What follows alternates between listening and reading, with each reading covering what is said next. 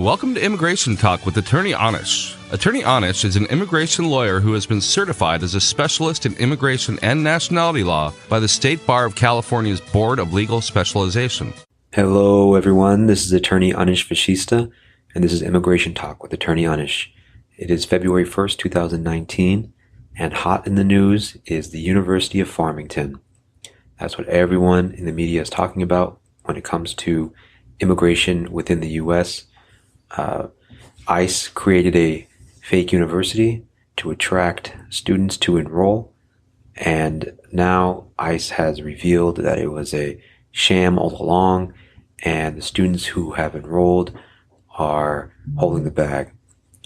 What happened was similar to what ICE had done in previous years with the University of Northern New Jersey, where ICE, which is United States Immigration and Customs Enforcement, a component of the United States Department of Homeland Security, which is a federal agency, created a university to attract F1 students, non-immigrant students from other countries who were already in the U.S. after having entered either on an F1 visa or some other type of non-immigrant visa and changed status to F1 student, to attract these students to transfer to that school with the promise that they would never have to attend classes and with the promise that they could get work authorization through CPT, which is curricular practical training, which oftentimes is given to students at various F1 institutions if they can show that, or if the institution requires that the student be working in order to complete the degree that's being sought.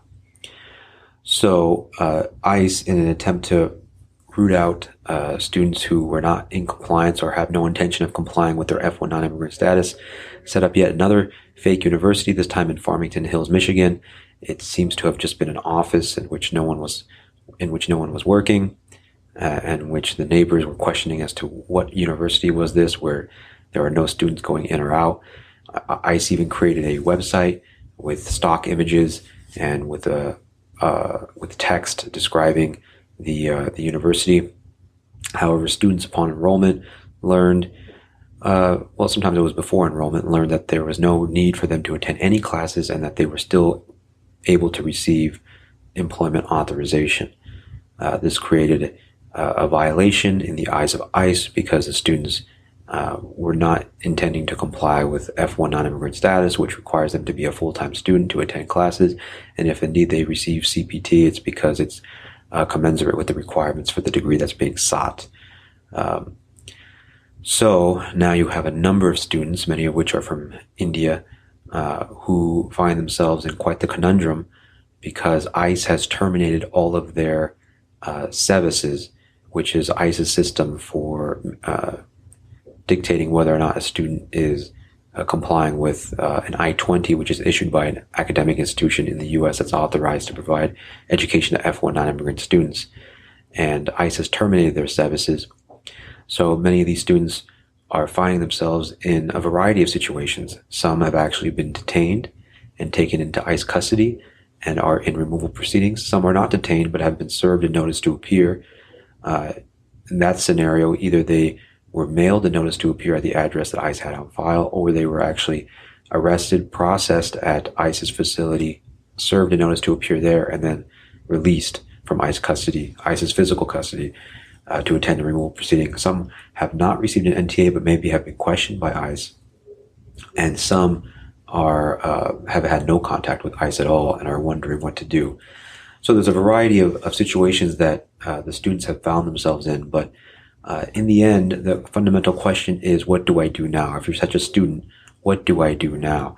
ICE most likely will make a determination, a blanket determination, that all of these students have committed fraud or misrepresentation, which is a ground for inadmissibility, which will come up in any future application or petition filed for or on behalf of those students. And so I want to discuss what are the different scenarios when it comes to the different filings that a student may pursue. The first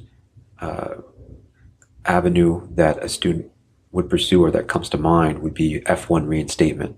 And basically what that requires is for the student to find another academic institution in which to enroll, and then to ask USCIS by filing a form I-539 that their F1 non-immigrant status, which was terminated by ICE, be reinstated. And USCIS, which is United States Citizenship and Immigration Services, another component of the United States Department of Homeland Security, will adjudicate that F1 reinstatement application and determine whether or not the student is permitted to be reinstated to F1 non-immigrant status. Of course, in that adjudication, relevant to that adjudication would be whether or not the student is inadmissible for a fraud or misrepresentation ground for inadmissibility. And the student will need to confront that. Simply because that is there does not automatically mean that the student would be denied, but it is something that the student would have to address. And possibly the student could argue that although there was an error made, it was not the result of fraud or misrepresentation to obtain an immigration benefit by that student.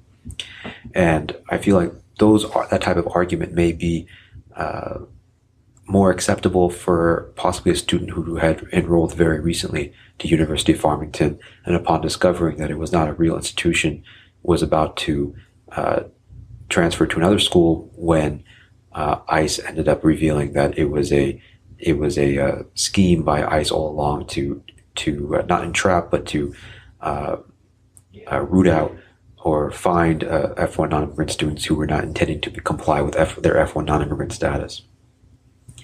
And this is a theme that's going to go within every avenue that we discuss, whether or not the student can believably argue that he or she was not aware of the fraudulent nature of the F1 non-immigrant institution, University of Farmington.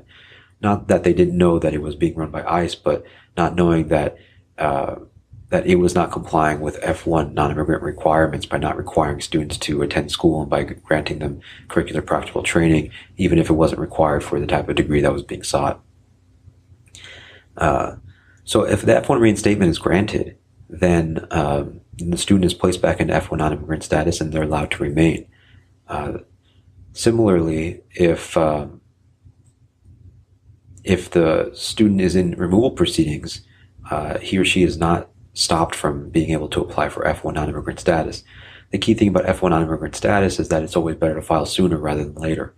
One is because there is actually a requirement that it be filed within 5 months of the termination of the status. Otherwise, an exception would need to be proven. Also, by having a pending F1 non-immigrant at reinstatement application pending, what that can do is possibly, and there's no requirement for this, but possibly delay ICE from placing the student in removal proceedings because they have a pending application that, if granted, would place the student back in non-immigrant status and make them not removable. Now, there is a rule that says that F1 student visa is not required if the F1 reinstatement is granted if the student were to leave and try to come back in. But I imagine that Customs and Border Protection at the airport or the border would be interested in questioning the student if in such a scenario.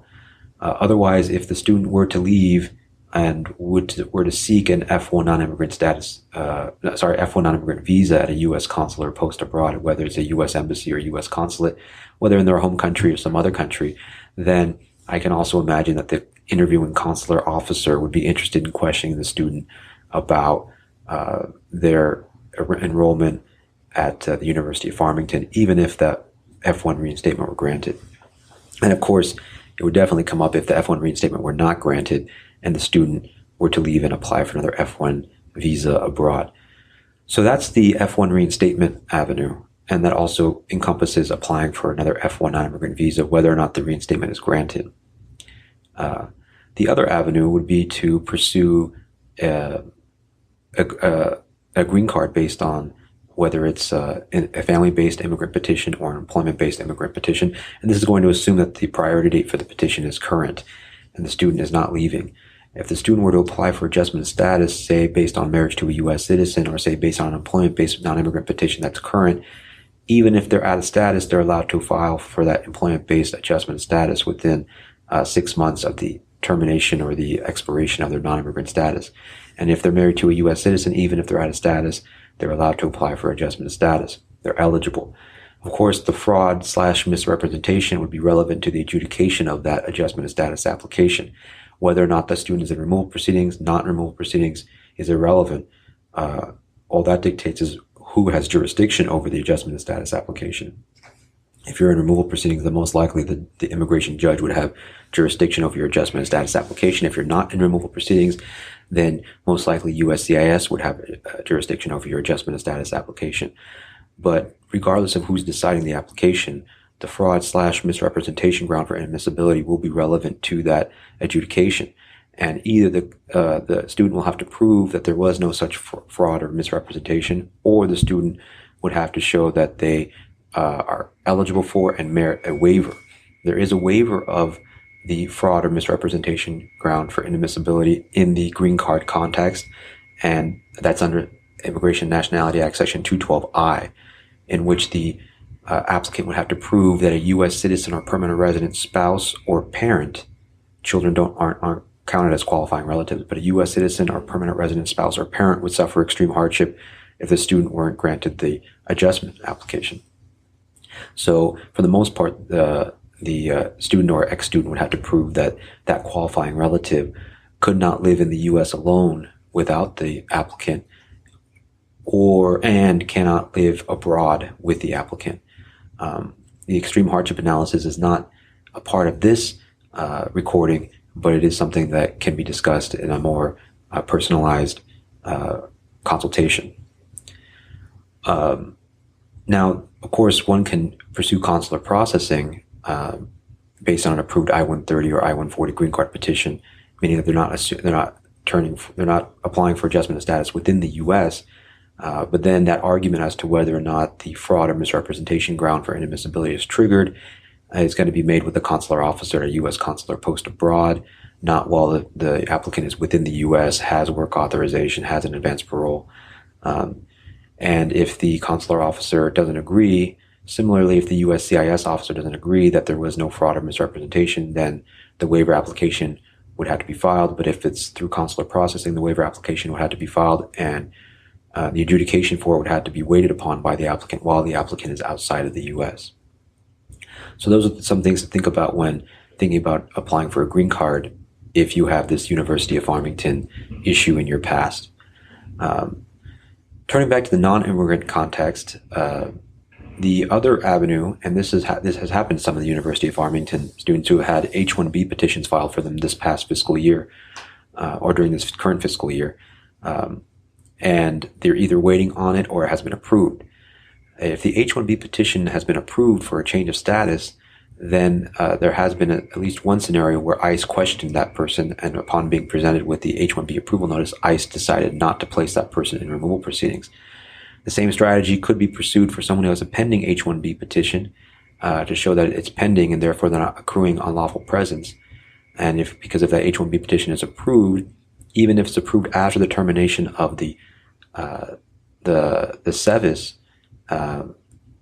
the approval of the H-1B petition would place the student back in non-immigrant status, and H-1B non-immigrant status in this scenario, because the effective date sought of that H-1B petition was October 1st, 2018, which preceded the termination. So that's one way to protect yourself, but of course you would have to have an H-1B petition approved or pending. And if it's pending, then it might be worthwhile to pursue to upgrade that petition to premium processing, which has recently been reinstated, so that a quicker decision may be obtained and some stability could be attained prior to ICE deciding whether or not to place that individual into removal proceedings. If, however, that petition is approved but only for consular processing, or if consular processing was initially sought in the first place, then the student would have to depart and try to obtain a non-immigrant H-1B visa based on that approved H-1B petition. And of course, the fraud or misrepresentation would come up, and the student would have to argue that there was no fraud or misrepresentation and or apply for a non-immigrant waiver. This is similar if a student were applying for an F1 student or B1, B2 visitor non-immigrant visa at a U.S. consular post abroad. The fraud or misrepresentation, of course, would come up. The student would have to either argue that there was no fraud or misrepresentation, or and the student can also argue in the alternative that they should be granted a waiver. Now, this waiver is different than the green card fraud-related waiver. It's not under Section 212I, it's under Section 212D3, and it's a largely discretionary standard.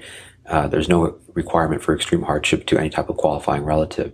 but it is discretionary and it needs to be applied for without fee, but with supporting documents at the visa interview itself. And if the consular officer recommends approval of the waiver, then in most circumstances it will be approved, but it's not required to be approved by the Admissibility Review Office.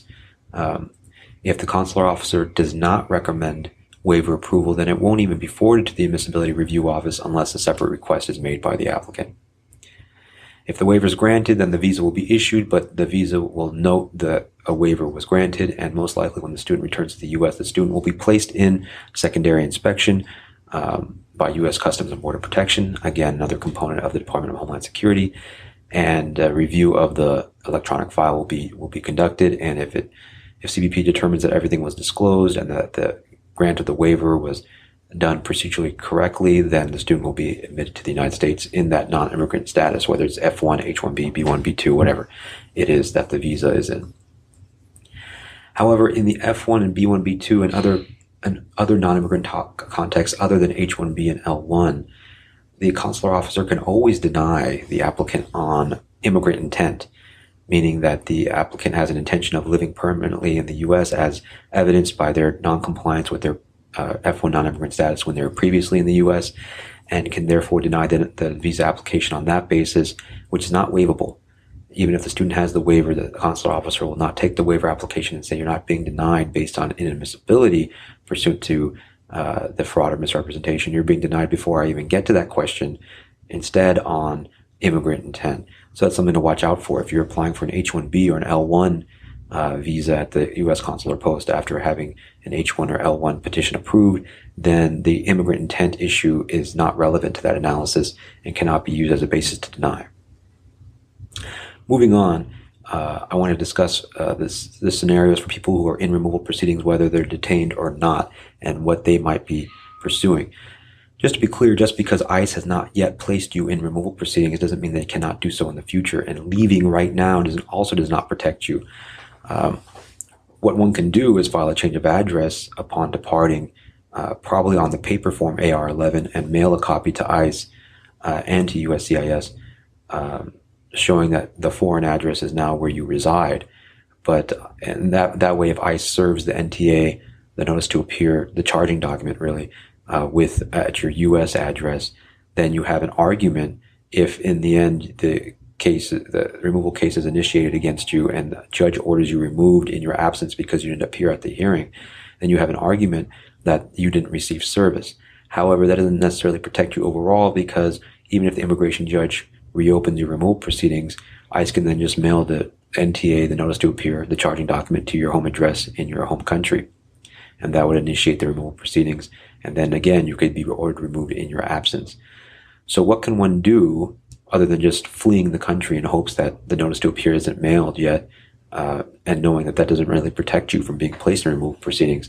What can one do is, other than doing the change of address, is if one is already out of the country and removal proceedings have been initiated, one can hire a lawyer in the U.S. to attend that hearing to explain to the judge. Alternatively, one can go to the removal hearing if they're still in the U.S., and if they're detained, they're going to have to attend that removal hearing. And unless one wants to seek one of these forms of relief, like F1 reinstatement or adjustment of status, or unless one can prove that they have an H-1B petition that's been approved already, or maybe ask for continuance based on the pendency of an H-1B petition or other type of non-immigrant work-based petition, employment-based petition, then one can also seek voluntary departure. Now, what I've been hearing is that some students are too afraid to see the immigration judge have been opting just to leave. Now, if ICE gives you the option just to leave, that might be under a circumstance of a stipulated removal, meaning that you're leaving, but based on an order of removal to which you've agreed, and not because you've been granted voluntary departure. Voluntary departure essentially is you're being allowed to leave, but not under an order of removal, and therefore you're avoiding the 10-year bar that comes with an order of removal. You might trigger other bars. You might still have the fraud or misrepresentation bar if that's sustained against you in any future application or petition, but you avoid the deportation bar.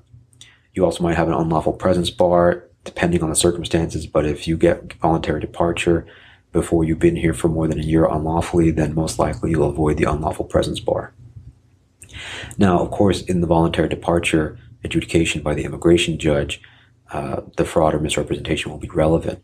It's not an automatic bar, but the judge will take into account before deciding whether or not to grant you voluntary departure. If you're granted voluntary departure, then you must depart within a certain period of time, and then you've avoided being deported or removed from the United States pursuant to a removal order. Again, you can pursue that whether you're detained or not. If you're detained, you can always ask for bond before you have any type of final decision on an application for relief. Also, even if the judge grants you voluntary departure, ICE can reserve appeal and can even appeal that decision, but it would largely be based on discretionary grounds and not statutory eligibility. And so ICE will have to decide whether or not it's worthwhile to pursue such an appeal in that kind of scenario. Now, there have been cases in which students have sued the government based on an entrapment and based on other types of theories. And the most notable one was one that was brought in the Third Circuit, or in the eastern part of the country, and where it's called Fang v. Saldana, and where students argued that ICE was not permitted to terminate their services in a blanket way without any type of individualized fraud finding against each student whose service was terminated. The lawsuit was dismissed by the district court judge. The students appealed to the Third Circuit Court of Appeal, and oral argument was conducted, but no decision yet has been made by the Third Circuit Court of Appeal. It was dismissed by the district court judge largely based on no final agency action. Basically, if you want to sue the government in federal court for what you think is an unlawful decision, then you have to wait for the decision to be the final agency's action. The district court judge had found that because ICE was considering their F-1 reinstatement applications, that there was no final agency action. I think that decision has some errors because it's USCIS who adjudicates F-1 reinstatement, not ICE. They're two different sub-agencies, even though they're still a part of the Department of Homeland Security. And so ICE's termination of their service, I would say, was the final agency action by ICE. Now the decision was taken up on appeal, but there's been no decision on the appeal. So whether this entrapment or other types of theories could apply in federal court to protect one from having their F-1 student status terminated via the termination of the service is still something that hasn't been decided yet by any appellate court. But it is worthwhile to look more into it as the decisions start coming out. In the short term, though, I think I've laid out pretty well what options one has, whether they're detained, whether they're in removal proceedings, whether they have an H-1B petition pending, or regardless of whatever their particular circumstances are. And this, of course, but this is, of course, assuming that there have not been any criminal charges brought against the student. And there have been some criminal charges brought against some of the people who were involved with the University of Farmington, including the recruiters. But in large part, most of the students are not being criminally charged. Anyway, if you would like to discuss further, I'm happy to do so. Please contact our office for a formal consultation. We offer free initial in-person consultations. Second consultations or initial telephone consultations are $200 with such amount credited toward the final fee. I'm here to help. I want to understand your situation, and I want to see what avenues you have. I feel that this recording has done that in large part, but for an individual analysis, please contact me. Thank you very much.